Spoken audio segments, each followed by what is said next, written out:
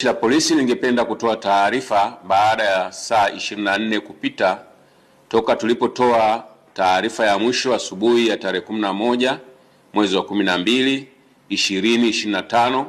juu ya hali ya usalama nchini. Tungependa kuwajulisha kuwa kwa ushirikiano na vyombo vingine vya ulinzi na usalama pamoja na nyinyi wananchi na wadau wengine katika kutimiza jukumu la pamoja la kulinda amani, utulivu na usalama nchini, hadi sasa nchi yetu kiusalama ni shwari na shughuli za kiuchumi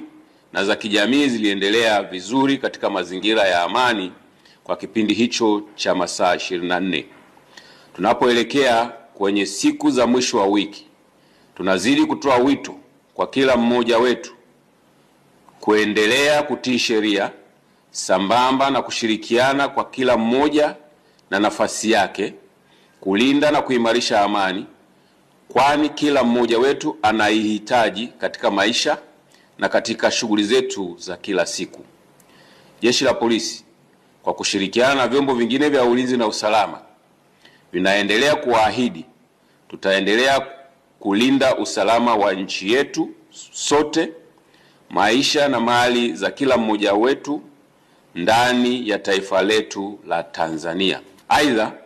tuendelee kuelimishana na kuhimizana kuyakataa yale yote yanayohamasishwa kwa njia mbalimbali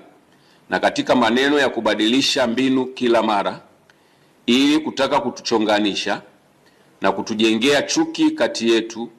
lengo lao likiwa ni kutuingiza katika vurugu ambazo matokeo yake sio mazuri kama tunavyoshuhudia katika maeneo mengine duniani.